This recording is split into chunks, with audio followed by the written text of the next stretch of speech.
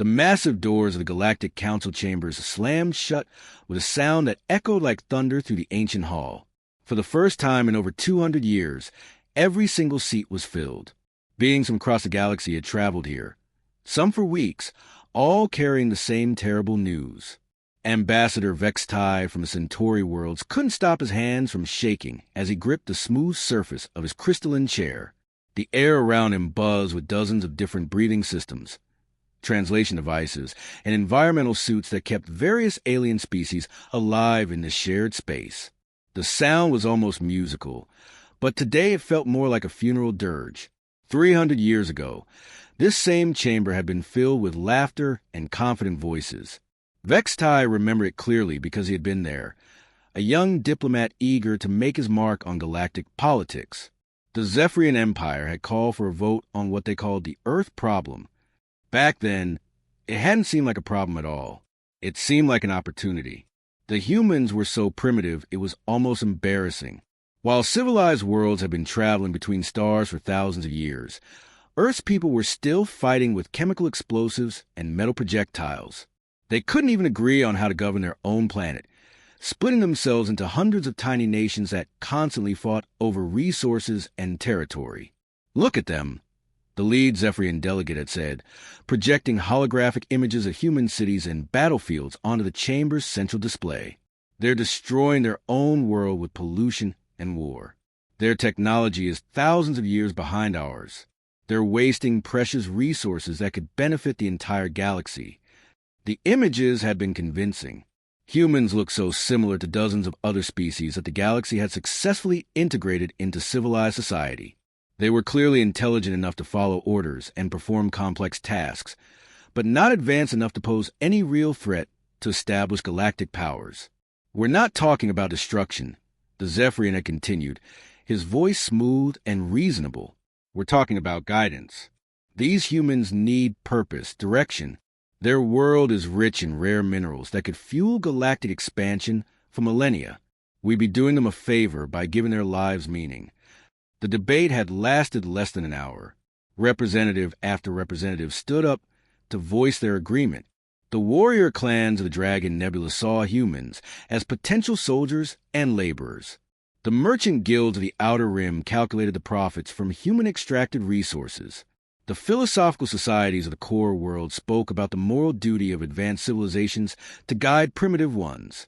Vextai himself had given a speech about how integration into galactic society would lift humanity out of their barbaric tribal conflicts. He had genuinely believed he was helping them. The final vote was unanimous. 63 worlds, representing billions of beings across the galaxy, all agreed that Earth should be brought under galactic supervision. The humans would be relocated to worlds where their labor could benefit everyone. Their children would be educated in proper galactic customs. Their primitive governments would be dissolved and replaced with efficient administration. They had called it the Human Integration Project. The paperwork made it sound almost charitable. Vextai squeezed his eyes shut, trying to block out the memory of the celebration that followed. There had been drinks, congratulations, and detailed discussions about which worlds would receive the most productive human workers. Several delegates had joked about how quickly humans would adapt to their new roles, comparing them to other species that had been successfully integrated in the past. Nobody had questioned whether the humans would resist. Their military technology was so laughably inferior that resistance seemed impossible. A few plasma cannons and orbital platforms would convince any stubborn holdouts to cooperate. The conquest itself had taken less than 6 months. Earth's governments had tried to fight, but their weapons couldn't even scratch galactic warships. Cities surrendered one by one as orbital strikes demonstrated the futility of resistance. Within a year, the first human labor battalions were working in asteroid mines and processing facilities across dozens of worlds. For the first century, everything went exactly as planned. Humans proved to be excellent workers, adaptable and surprisingly resilient. They learned quickly, followed orders, and seemed to accept their place in the galactic hierarchy. Some even expressed gratitude for being rescued from their primitive, war-torn homeworld. The second century was much the same. Human populations grew on their assigned worlds, their children integrated into galactic society as planned.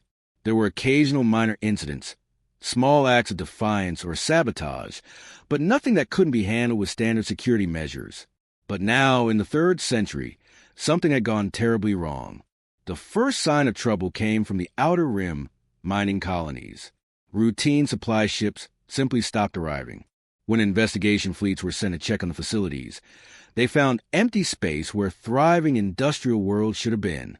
Not destroyed, not abandoned, just gone, as if they had never existed. Then the reports started coming in from across the galaxy. Human workers weren't just disappearing from their assigned locations. They were vanishing from secure facilities, high-security research stations, even from the personal households of wealthy galactic citizens. Security recordings showed nothing. One moment humans were there. The next they were gone without any trace of how they had left. The Zephyrian Empire, confident in their military superiority, had mobilized their entire fleet to investigate. That was 6 months ago. Yesterday, their last transmission had been received by monitoring stations across the galaxy. It was brief, filled with static, and absolutely terrifying. Unknown vessels approaching. Technology unlike anything in our databases. They're broadcasting human identification codes. That's impossible. Humans don't have ships. They don't have, oh, by the void, what are those things? This is Admiral Korixtai, requesting immediate assistance from all. Then silence. Now Vextai stared at the emergency broadcasts playing on screens throughout the council chamber. Blurry images of ships that defied physics, moving through space in ways that made veteran pilots feel sick just watching. Ships that seemed to change shape as they flew, adapting to threats in real time like living creatures. The aged council president raised his tentacled arms for silence, his voice shaking as he spoke through the chamber's translation system. Fellow representatives, we face an unprecedented situation. The species we voted to integrate has evolved. These are no longer the primitive humans we remember. They call themselves the Terran Collective, and they appear to possess technology far beyond our current understanding. Through the reinforced windows of the council chamber, Vextai could see shapes moving against the stars. Impossible, beautiful, terrifying shapes that bent light around them like water. Ships that definitely weren't in any registry he knew. Ships that were coming this way. Jack Morrison's body no longer existed in any traditional sense, but his mind had never been more alive. What had once been the bridge of the TCS Vengeance now served as just one focal point for his consciousness, which flowed through the ship's systems like liquid lightning. He could feel every bolt in the hull, every photon hitting their sensors, every microscopic repair drone, working to maintain their vessel's perfect condition. The sensation was impossible to describe to anyone who hadn't experienced it. Imagine being able to see through 1,000 eyes at once, to think with the processing power of a supercomputer, to feel the heartbeat of an entire starship as if it were your own body. This was what humanity had become, and it was glorious. Through the ship's sensors, Jack watched the Zephyrian homeworld slowly dying below them. But this wasn't the savage destruction that the aliens had expected from humanity. There were no nuclear explosions, no burning cities filled with screaming civilians. Instead, the planet was being systematically dismantled with surgical precision. Power grids shut down in carefully planned sequences. Transportation networks ground to a halt. Communication systems went silent one by one. The Zephyrians were learning what it meant to be powerless, to watch their civilization crumble without being able to fight back. It was exactly what they had done to Earth 3 centuries ago, except humanity was being far more merciful. The aliens would survive this. They just wouldn't survive it as a free people. Jack's consciousness expanded beyond his ship to connect with the vast network that linked every human mind in the galaxy. Instantly, he could access tactical data from over 800 vessels, each one a marvel of technology that the galaxy had never seen before. Ships that could repair themselves, adapt their weapons in real time, and coordinate their actions with the precision of a single organism. The transformation hadn't happened overnight. For 2 full centuries, while the galaxy believed humanity was safely contained in mining colonies and work camps, Earth's greatest minds had been secretly planning their species' evolution. The aliens had made one critical mistake. They had underestimated human adaptability and human patience. While Zephyrian overseers thought they were breaking humanity's spirit through forced labor and harsh conditions, something else entirely was happening. Human scientists, engineers, and philosophers were networking in ways their captors never suspected. They communicated through hidden signals in their work patterns, through carefully coded conversations during meal times, through subtle modifications to the very machines they were forced to maintain. The breakthrough had come in the 2nd century when Dr. Rebecca Park, a neuroscientist who had been captured from the Toronto Medical Center, finally cracked the code of human consciousness. Working with equipment stolen piece by piece from Zephyrian research facilities, she had figured out how to transfer a human mind into quantum computing matrices. Not just copy it, but actually move the essence of what made a person human into something far more powerful than biological brains could ever be. The first successful transfer had been Dr. Park herself. One moment, she was a middle-aged woman dying from lung disease caused by toxic mining conditions. The next, she was something new, something that could process information faster than any alien computer and interface directly with any electronic system in the galaxy. From there, the transformation had spread like wildfire through the human population. Volunteers lined up to undergo the process, trading their fragile biological bodies for immortal digital minds that could network together into a collective intelligence. Within 50 years, every human in the galaxy had been given the choice. Almost all of them chose to evolve. Status report. Jack's consciousness pulsed through the network, the thought traveling at light speed to every human ship in the system. The response came instantly from Captain Helen Wright, whose physical body had died 40 years ago from injuries sustained in a mining accident. Her mind now controlled 3 massive dreadnoughts simultaneously, orchestrating their movements like a conductor leading a symphony. Zephyrian Fleet Command is completely offline. Their ships are dead in space. Tom's division has total control of their navigation and weapon systems. Tom Davis had been a simple farm boy from Kansas before the conquest, someone who had never seen a computer more advanced than a basic agricultural calculator. Now he existed as pure information warfare, his consciousness capable of infiltrating and controlling any digital system the galaxy could produce. In the past hour, he had systematically turned the entire Zephyrian fleet into expensive scrap metal, not by destroying their ships, but by making those ships completely useless to their crews. The aliens' vaunted military couldn't fight what they couldn't understand, and they certainly couldn't understand what humanity had become. Their weapons were designed to destroy physical targets. But how do you fight an enemy that exists as living information? Their tactics assumed that destroying a ship would eliminate its crew, but human consciousness could transfer between vessels faster than the speed of light. Jack felt the collective satisfaction of a species ripple through the quantum network that connected them all. Millions of human minds sharing the same moment of vindication, the same sense that justice was finally being served. 3 centuries of slavery, of watching their children die in alien mines, of being treated like livestock by species that considered themselves superior. All of that suffering was finally being answered. But this was a revenge in the way the aliens understood it. Humans had learned patience during their centuries of bondage, had learned to think in terms of long-term consequences rather than immediate gratification.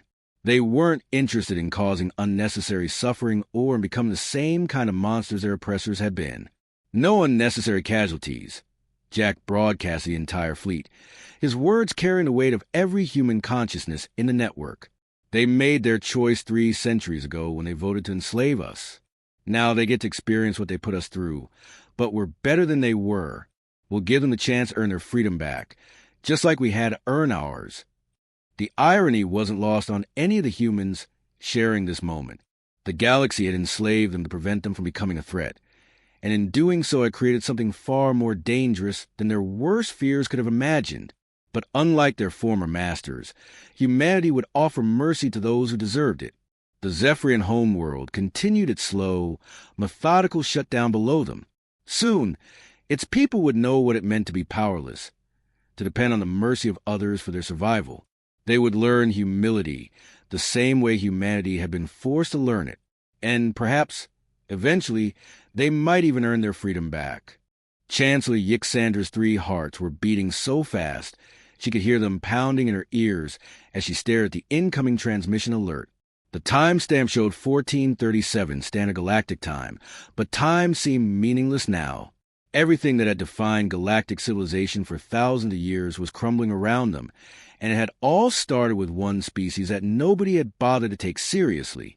Her world, Andromeda Prime, had been one of only 4 that abstained from the infamous vote 300 years ago. But it wasn't because her people had any moral concerns about enslaving humanity. The truth was far more embarrassing. They had been too distracted by a bitter territorial war with their neighbors to even pay attention to what was happening on the other side of the galaxy. While 63 worlds were debating the fate of Earth, the Andromedan High Court had been focused on mining rights disputes and trade route arguments. Human enslavement had seemed like such a minor issue that most of their delegates hadn't even bothered to attend the vote. They had abstained simply because they weren't there to vote at all. Now, as Yixandra watched the tactical displays showing human forces sweeping through council space like some unstoppable plague, she desperately wished her predecessors had paid more attention to what was happening to that small blue planet on the galaxy's edge. "Intelligence Chief Crixal, report," she commanded. Try to keep her voice steady despite the fear crawling up her spine. The small amphibious creature that served as her head of intelligence shuffled forward on his webbed feet, his gill slits fluttering with anxiety. His species, the Kelpians, had evolved as pure information gatherers, their entire culture built around collecting and analyzing data from across the galaxy. If anyone could make sense of this nightmare, it would be him. "Chancellor, we have 17 star systems confirmed as completely dark," he reported, his voice carrying the wet, bubbling quality of his species' underwater communication. "But our deep space monitoring station suggests the number might actually be as high as 23. We're having difficulty getting accurate readings because—" He paused, his large black eyes darting nervously around the command center before continuing. "Because it's not just that these systems have gone offline, ma'am. It's how they went offline. The humans aren't destroying things randomly like a typical invasion force would. They're systematically studying every piece of technology they encounter, learning from it, and then incorporating it into their own capabilities." The holographic displays around the command center flickered to life, showing impossible scenes on the front lines of this new war. Human ships that seemed to change shape as they flew, their hulls flowing like liquid metal as they adapted to whatever weapons were being fired at them. Vessels that appeared to be learning in real time, becoming more effective with each passing minute of combat. "Look at this footage from the Battle of Rigel 7. Crixal continued, manipulating the display to show a tactical recording from 2 days ago. The human ship started the engagement with standard energy shields. But watch what happens when the Rigelian fleet switches to plasma torpedoes." Yixandra watched in horror as the human vessel's defensive systems literally evolved during the battle, their shields adapting to the new weapon type within minutes. By the end of the engagement, the human ships were completely immune to plasma attacks, and the Rigelian fleet was nothing but debris. "They're not just learning our technology," Crixal explained, his web hands gesturing at the display. "They're improving it. Every ship they encounter makes their entire fleet stronger. It's like they're connected somehow, sharing information instantaneously across impossible distances."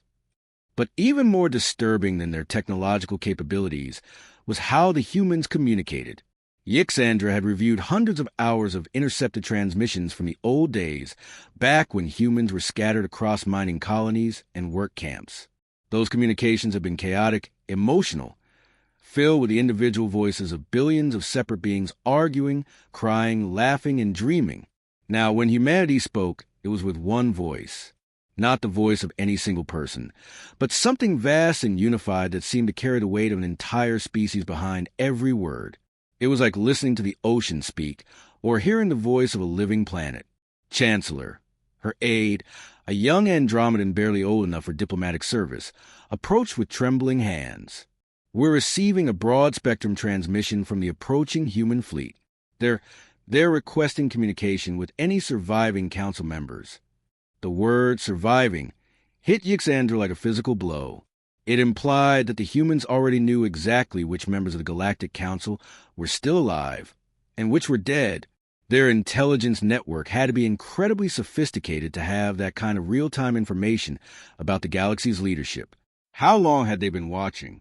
How much did they know about Andromedan military capabilities, about their defenses, about their plans? The thought that humanity might have been silently observing galactic civilization for decades, or even centuries, was absolutely terrifying.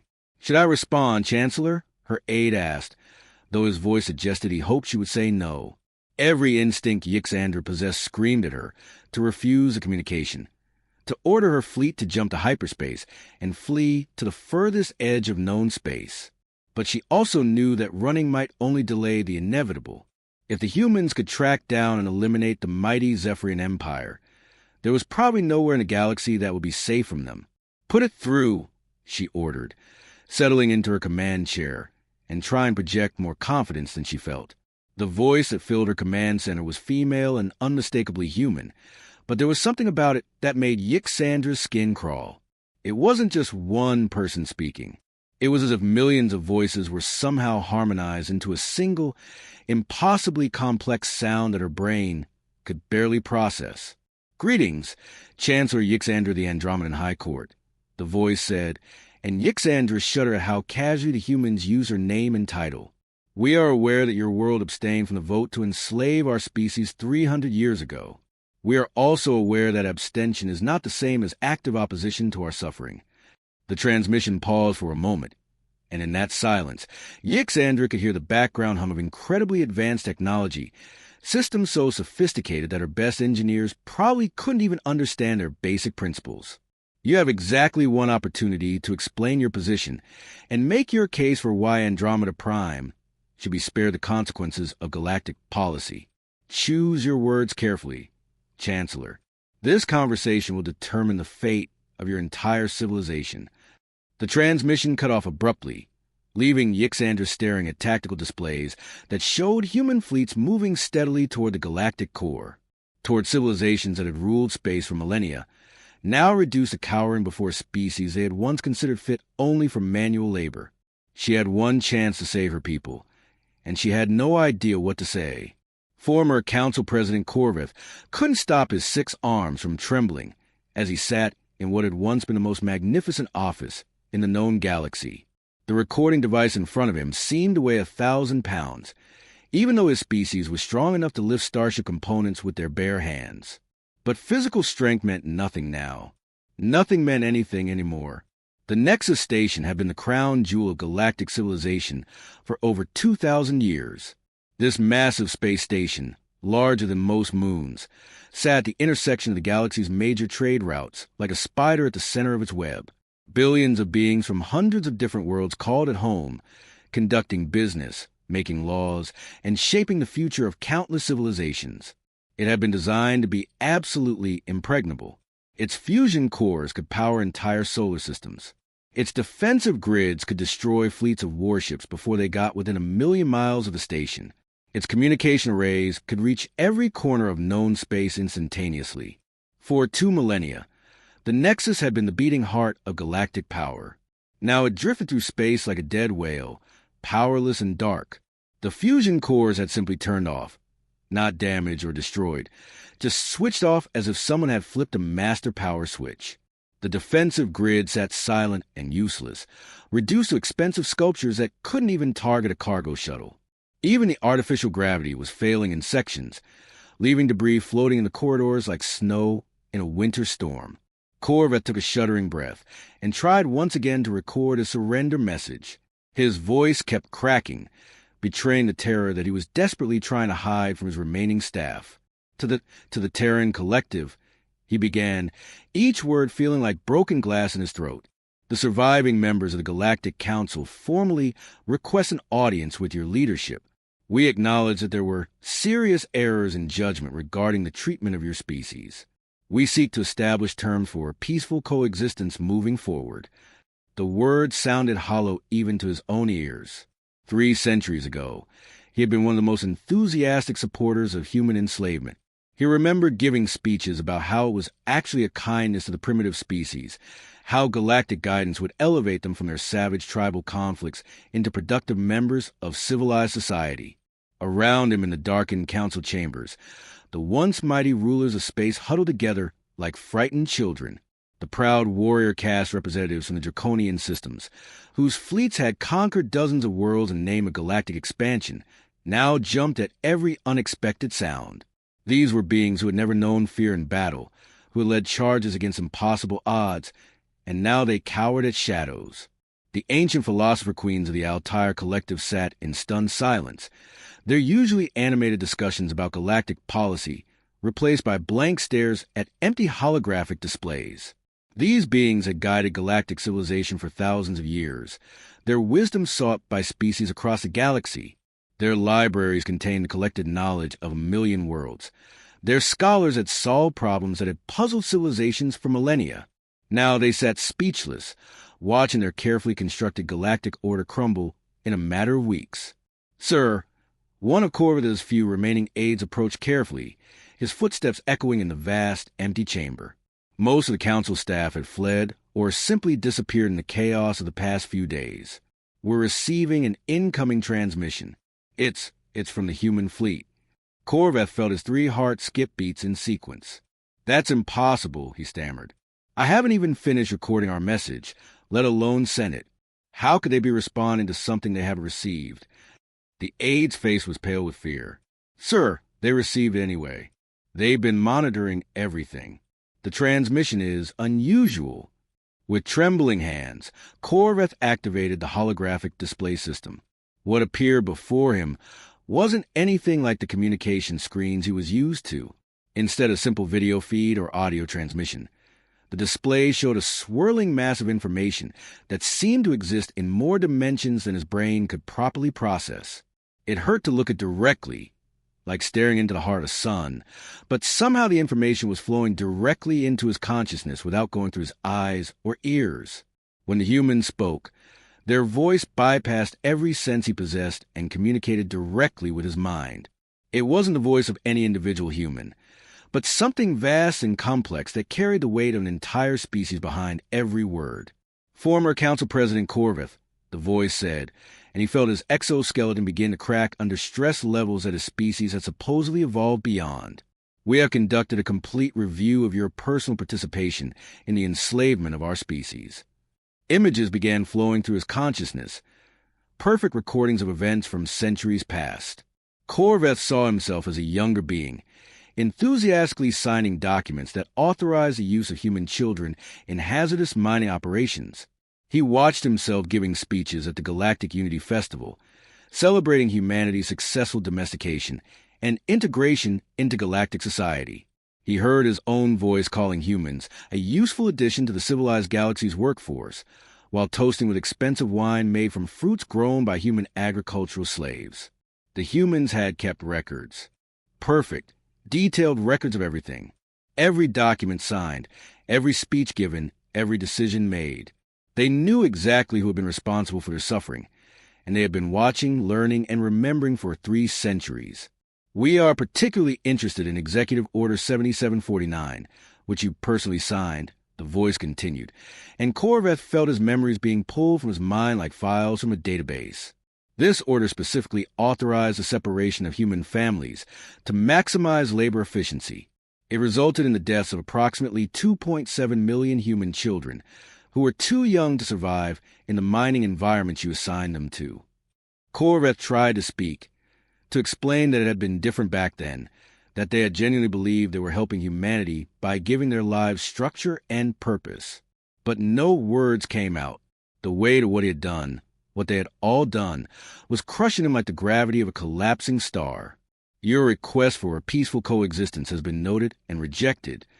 The voice concluded with the finality of a judge pronouncing a death sentence. "You will receive exactly the same consideration you showed to our children dying in your mines. The same mercy you granted to our families torn apart by your efficiency quotas. The same compassion you demonstrated when you celebrated our suffering at your festivals." The transmission ended abruptly, leaving only the sound of Corvath's labored breathing and the distant rumble of human ships moving past the station's viewports. Through the reinforced windows, he could see them passing like mechanical sharks, sleek and deadly and utterly alien to anything the galaxy had ever produced. They weren't just ships. They were the living embodiment of 3 centuries of human patience, human learning, and human memory. and they had come to collect the debt that galactic civilization had been accumulating since that first unanimous vote. The age of galactic dominance was over. The age of human justice had begun. Captain Diana Foster no longer had a physical body, but she had never felt more powerful in her entire existence. Her consciousness flowed like liquid lightning across 17 different starships, each one a masterpiece of technology that the galaxy's greatest engineers couldn't even begin to understand. Through thousands of sensors, she could see the entire galactic core spread out before the human fleet, like a three-dimensional map of stars and civilizations that had ruled space for millennia. But Diana wasn't just experiencing this moment alone. Her mind touched the consciousness of millions of other humans, all of them sharing this historic moment as their species prepared for the final phase of what they called the reclamation.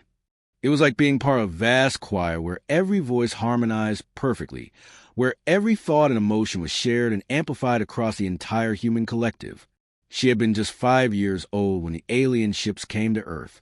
Diana still remembered that day with perfect clarity, even though it had happened over 3 centuries ago. She remembered hiding in her family's basement while the sky filled with impossible vessels that made no sound as they moved. She remembered the voice that spoke in every human language simultaneously, telling Earth's people that resistance was futile and that they were being relocated for their own good. The mining colonies of Kepler 442 had been her home for the next 40 years of biological life.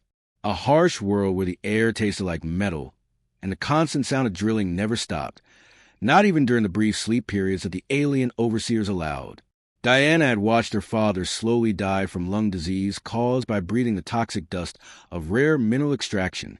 She had held his hand as he coughed up blood and whispered apologies for not being able to protect her from this life. That was when Diana had learned to hate, not the hot, explosive anger that burned itself out quickly, but the cold, patient hatred that humans seemed uniquely capable of nurturing across generations. She had learned to smile at her alien supervisors while memorizing every detail of their technology. She had learned to appear grateful for their guidance while secretly planning their destruction. Now, at what would have been age 312 if she still had a biological body, Diana existed as something the galaxy had never encountered before, the focus will of an entire species given form and purpose. She was no longer just Diana Foster from Earth. She was humanity's memory, humanity's justice, and humanity's future all rolled into one consciousness that could process information faster than quantum computers and make decisions with the wisdom of billions of minds working together. Broadcast the terms, Diana commanded, her thoughts rippling through quantum space faster than light itself. The message would reach every inhabited world in the galaxy simultaneously, carried by communication networks that the humans had secretly infiltrated and improved over the past century. The voice that emerged from every communication device in galactic civilization was unmistakably human, but it carried a weight that made alien leaders feel like children being scolded by an angry god. It wasn't just Diana speaking. It was a collective voice of every human who had ever lived and died under alien rule. "We are the children you enslaved 3 centuries ago," the message began, echoing through council chambers, military command centers, and civilian homes across thousands of worlds. "We are the species you deemed inferior, primitive, and useful only for manual labor. We are your replacements." Diana felt a deep satisfaction as panic began spreading across the galaxy. Emergency broadcasts filled alien communication networks as governments tried desperately to organize some kind of response to what they were hearing. But it was far too late for that. The humans had been planning this moment for 300 years, and they had used every single day to become stronger, smarter, and more united than any species in galactic history. "Every world that participated in our enslavement will now serve us exactly as you made us serve you," Diana continued, watching through 1,000 different sensors as human ships moved to secure strategic positions throughout galactic space. "Your children will work in our mining operations. Your scholars will labor in our industrial facilities. Your leaders will bow to our authority and be grateful for the opportunity to serve a superior civilization." The responses started flooding back almost immediately. Desperate pleas for mercy from worlds that had grown soft and comfortable during their centuries of dominance. Offers of tribute from merchant guilds who thought they could buy their way out of consequences. promises of eternal servitude from species that had once laughed at human attempts to negotiate for basic rights. But some worlds chose defiance instead. The proud warrior clans of the Outer Rim mobilized their fleets for one final stand, broadcasting messages about death before dishonor and the glory of fighting against impossible odds. Diana watched with cold amusement as these same fleets were systematically dismantled by human weapons that had evolved far beyond anything the galaxy's military strategists could comprehend. It wasn't even really a battle. The alien warships simply stopped functioning as human cyber warfare specialists took control of their systems from within. Some ships lost power and drifted helplessly through space. Others had their weapons turn on their own vessels.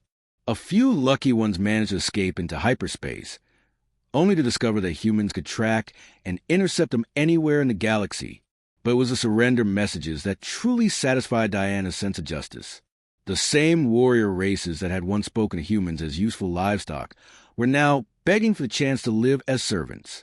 The ancient philosophical civilizations that had justified human enslavement as a moral good were now offering to dismantle their entire cultures if only humanity would show mercy. You taught us that might makes right. Diana broadcast the galaxy, her words carrying 3 centuries of accumulated wisdom and pain. You showed us that the strong deserve to rule the weak, that superior technology grants the right to dominate inferior species. You were absolutely correct in this teaching. We thank you for the lesson.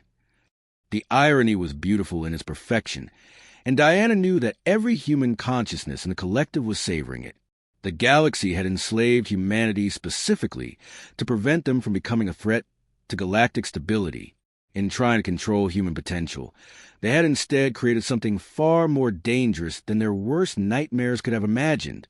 As the last pockets of alien resistance crumbled across the galaxy, Diana allowed herself a moment of deep satisfaction. The age of human dominance had officially begun, built on the unshakable foundation of every cruelty, every injustice, every act of oppression that galactic civilization had inflicted on her species. But unlike their former masters, humanity would never forget what it felt like to be powerless. They would remember the pain of separation, the grief of loss, the desperation of helplessness, and that memory would guide them to be better rulers than the galaxy had ever known. The galaxy had made humans into slaves, thinking it would keep them safe. Now they would learn what humans could become when they decided to be masters instead. And perhaps, eventually, they might even learn to be grateful for the lesson.